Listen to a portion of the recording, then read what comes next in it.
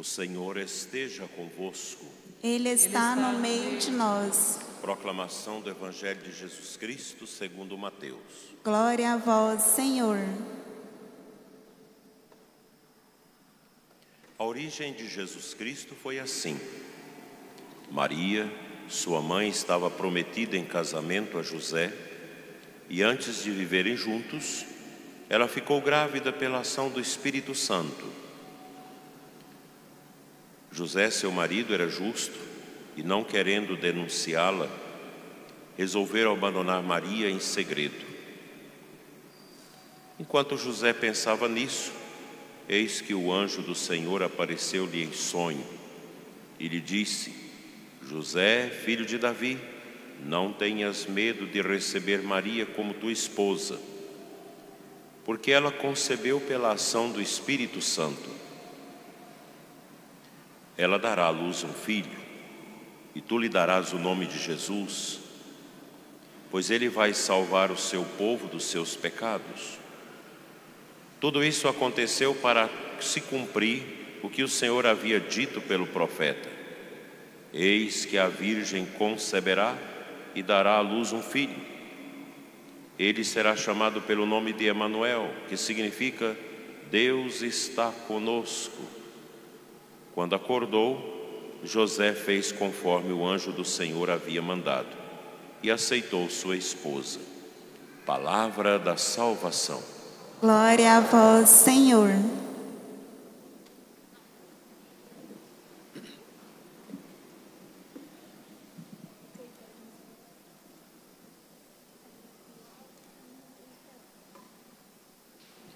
Amados irmãos e irmãs, diletos radiovintes da 93.3, a Rádio da Imaculada, queridos internautas, peço desculpa pelas crises de tosse, pois estou com a faringite alérgica que já me acompanha há 35 anos e é crônica, e a gente tem que ter paciência com as limitações.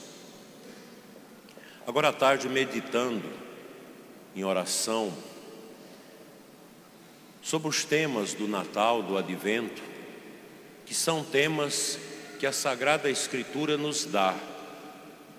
É a Bíblia que apresenta para nós as temáticas maravilhosas do Advento e do tempo do Natal, como esse texto extraordinário do Evangelho que nós ouvimos, que relata para nós o início de Jesus. E a pergunta que vem: por que as pessoas não acreditam na Bíblia? Por que a rejeição à Sagrada Escritura, a rejeição à Igreja? Por que nós mesmos, católicos, muitas vezes lemos a Sagrada Escritura e não acreditamos? Isso faz parte de um processo que começou há mais de 200 anos, na França, e que foi se estendendo para o mundo, que é a ruptura intelectual proposta na França da Revolução Francesa, da separação da fé e da razão. Auguste Comte, tido como pai da sociologia daqueles tempos, eu já falei disso aqui, esse homem, pai do positivismo, ele criou essa perversidade ao escalar os 3 estágios da humanidade. O primeiro, o teológico, que é marcado pelos mitos, que ele diz: os mitos são criações, elucubrações, fantasias criadas pela humanidade de forma religiosa para tentar explicar aquilo que é impossível de compreender, se não for pela ciência. Então essa fase já passou, a fase do mito. E a segunda fase, diz ele, é a fase da metafísica, em que se criou uma justificativa para compreender as realidades a partir do ser enquanto ser e das suas propriedades que lhe são agregadas. Então essa mentalidade que foi trabalhada na escolástica, na Idade Média, para explicar as realidades sobrenaturais da fé, ela não vingou para ele. E o terceiro estágio, e o estágio libertador da humanidade, é o estágio positivista, da epistemologia, da averiguação científica.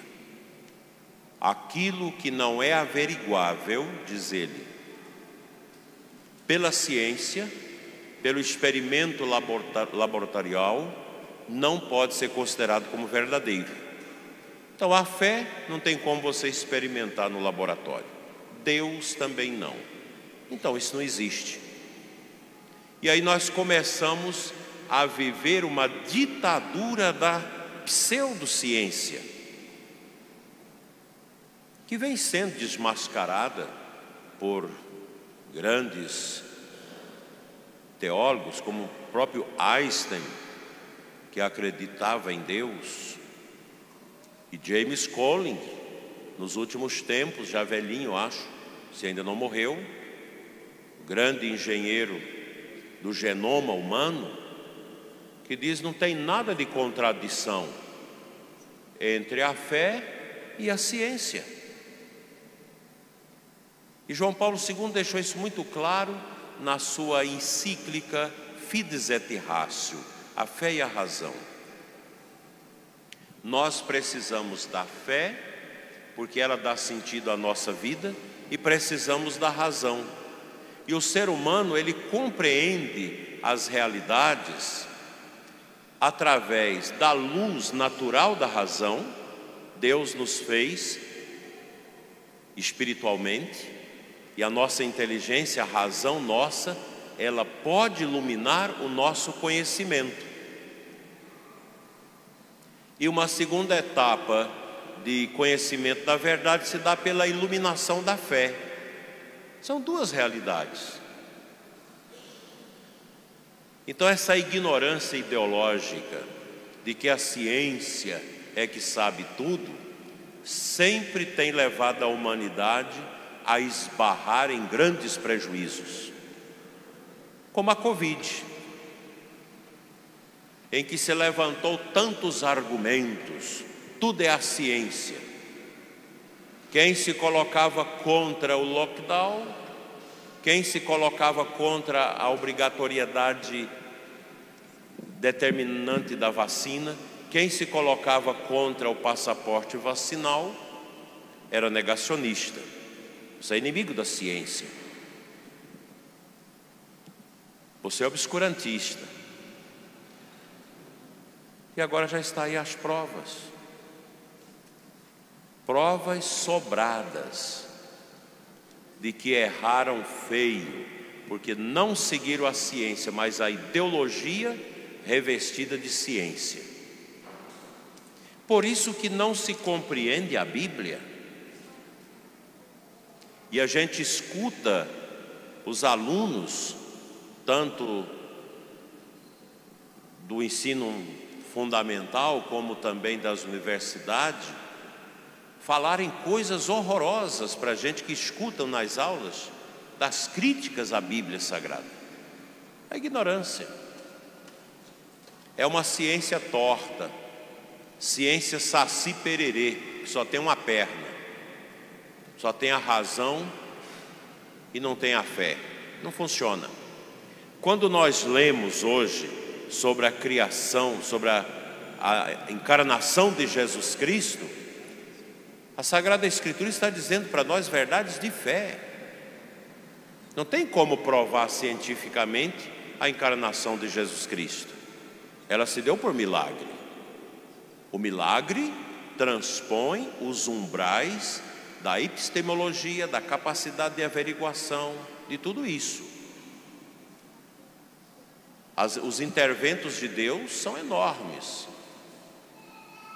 E todos nós aqui já experimentamos na nossa vida intervenções divinas, em realidades que você dizia, mas isso aqui é impossível. Mas para Deus não. Nossa Senhora fora preparada para ser a mãe de Cristo. Talvez ela não tivesse a consciência profunda disso. E quando ela recebe o anúncio, já tinha feito todo o processo festivo do seu casamento com José, mas ainda não tinham ido morar juntos. Aqui acontece, na vida de uma virgem, a encarnação de Cristo. Qual seria a penalidade para Nossa Senhora? Uma gravidez fora do casamento naquela época, o apedrejamento. Nós conhecemos aquele fato dos fariseus que trazem a mulher adúltera diante de Jesus e diz: a lei de Moisés manda que seja apedrejada. Então era comum, uma mulher que era pega fora das normas do casamento, ela era apedrejada. E por que São José não denuncia Nossa Senhora?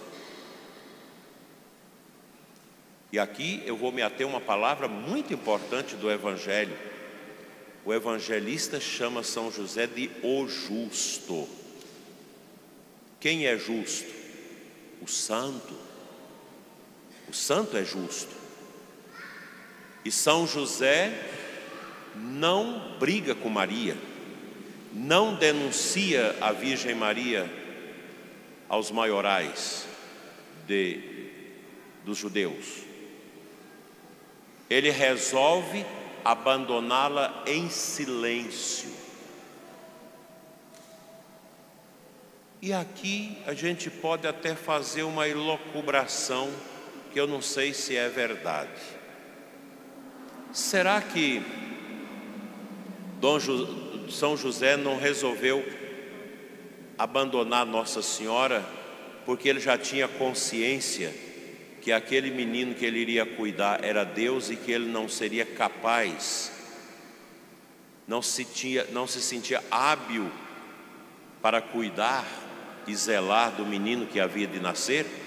É uma pergunta. Porque ele é santo. A Bíblia diz que São José é santo.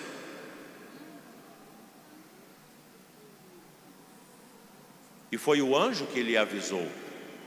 Aqui é interessante. O anjo avisa Nossa Senhora que ela vai se engravidar. E o anjo avisa a São José que ele precisa cuidar da gravidez, que ele precisa zelar. E ele retoma esse caminho. O que é um santo? É uma pessoa humilde. Mas o que é a pessoa humilde? Uma pessoa que escuta. Mas escuta o quê? A verdade. O mundo de hoje não aceita a verdade. Nós estamos no ápice de uma ideologia chamada relativismo. Cada um cria a sua verdade, cria o seu código ético. Isso chama secularização. Se Deus existe, fica lá em cima. Aqui embaixo nós cuidamos. Aqui embaixo a gente faz do jeito nosso. A renúncia à verdade. E esse abraçar a mentira. Eu tenho usado aquela imagem do banho, que a verdade e a mentira foram tomar na mesma água. Algumas pregações até já usei aqui também. É para a gente compreender isso, o que é o mundo hoje. A mentira disse para a verdade: essa água está muito boa, vamos tomar banho. Tiraram as roupas e foram banhar. E o autor, o pintor, expressa a verdade como uma mulher muito bonita, um corpo muito bonito e esplendoroso em luz. Ele não mostra o corpo da verdade, da mentira. Enquanto estavam a banhar, a mentira esperou um pouquinho. O descuido da verdade saiu da água, pegou a roupa da verdade, se vestiu e saiu pelo mundo, até hoje. E a verdade ficou pelada, ficou nua. E a mentira anda pelo mundo hoje com a roupa da verdade. Ela se apresenta como verdade. Por isso, se alguém tirar a roupa da mentira, vai perceber que ela é mais feia do que uma caveira. Mas a mentira usa da roupa da verdade. É o que o mundo vive. A gente acredita em tantas mentiras. O mundo hoje é cheio de fake news. Tanta mentira. Mentira contra a igreja, mentira contra a Bíblia, mentira contra Deus. E a verdade anda pelo mundo, nua e crua. Aceitar a verdade é duro, porque a verdade é nua. A verdade é a realidade. Quando Jesus fala: olha, a gente conhece o homem por dentro, é algo muito objetivo. A verdade está dentro. Nós podemos usar a roupa da verdade, esconder a mentira que trazemos dentro de nós. E o cristão deve olhar para a nudez de Cristo e saber que só se pode ser revestido da verdade, que é a luz do Espírito Santo. Nós estamos preparando para o Natal, o presépio já está pronto, muito bonito. Dia 24, à noite, vamos colocar o menino Jesus e cantar. Jesus nasceu nu, foi colocado nu na manjedoura. É a verdade é nua. Cristo é a verdade, Ele é nu. E nosso Senhor ensinou a verdade para nós, que é o seu Evangelho. E Ele termina na cruz nu. A gente coloca uma tanga no crucifixo, mas na verdade os crucificados o eram sem nenhuma peça de roupa no corpo. A nudez, a verdade. Quem encontra Jesus encontra a verdade, nua e crua. Quem encontra o demônio encontra uma figura bela, revestida da verdade, mas que esconde a mentira. As ideologias, as maquinações dos homens sempre são assim, revestidas de aparente verdade, mas esconde a pudriqueira da mentira. O cristão morre na fé, porque abraça a verdade. Recomendo a todos a leitura do livro As Confissões de Santo Agostinho. É um livro onde o santo faz a sua confissão. Pelo que sei, foi o único santo que escreveu os seus pecados, tal como foi feito. Santo Agostinho escreveu esse livro, para alguns talvez um pouco difícil de ler, porque é uma linguagem da Idade Média e carregada de beleza filosófica e semântica, mas vale a pena. E ali o santo desnudou a sua vida, escrevendo tudo da sua vida, todos os seus pecados. Como que ele fez isso? Após as conversas com Santo Ambrósio, que anunciou para ele o que nós estamos vivendo hoje, a preparação do nascimento de Cristo. E quando ele ia ao escritório, à sala de atendimento de Santo Ambrósio, ele encontrava o bispo velho escrevendo e lendo. E Santo Agostinho era culto. E ele achava diferente, porque havia uma áurea de santidade, de espiritualidade em volta do bispo. E nos colóquios ainda marcado pela sua arrogância de quem quer ou não quer converter, teve o dia da machadada final, quando ele, usando da soberba filosófica, para arrancar do coração de Santo Ambrósio alguma dúvida, pergunta: o que fazes quando lê e aparece essa áurea? O santo diz: é quando eu estou imerso na verdade. O que Jesus diz? Conhecereis a verdade e ela vos libertará. João 8,32. Aí Agostinho pergunta: mas o que eu faço para encontrar a verdade? Ao que o santo respondeu, como eu já disse aqui várias vezes: ninguém encontra a verdade, é a verdade que nos encontra. E essa meditação abriu a alma de Santo Agostinho para compreender os mistérios de Cristo.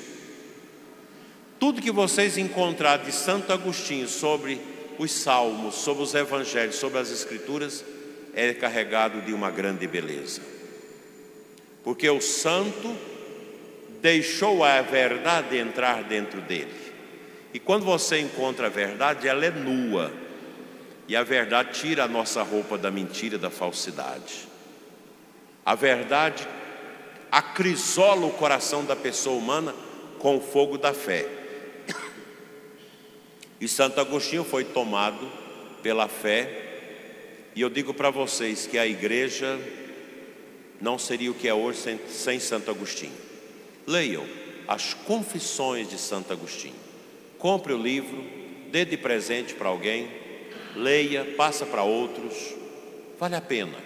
Nós precisamos ler, nós precisamos estudar, nós precisamos entrar no conhecimento, gente.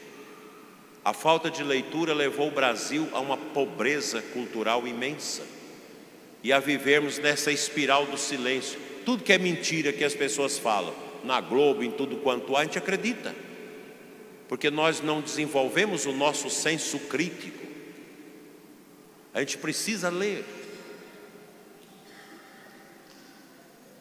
Eu comecei a ler agora o livro da filósofa Hannah Arendt, uma judia americana já morta, que escreveu sobre o absurdo da validação daquilo que é mais torpe, que é a pena de morte e o holocausto dos judeus.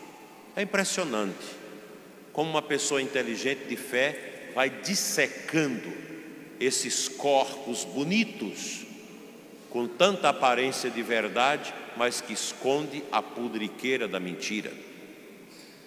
Quarto domingo do Advento, dia que nós contemplamos Nossa Senhora se engravidando por obra do Espírito Santo.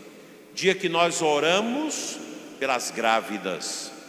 Dia que nós louvamos a Deus por tão grande e augusto mistério. Deus do céu baixou à terra. Veio ser um conosco, o Emanuel. Revestiu-se das nossas fragilidades para nos elevar à grandeza do reino. Preparar-se para o Natal é deixar-se encontrar pela luz da verdade. Que a verdade de Cristo destrone todas as misérias mentirosas que nós temos dentro de nós, para que nós sejamos manjedoura a acolher o menino Deus, que a Imaculada Conceição trouxe ao mundo para nós. Creio em Deus.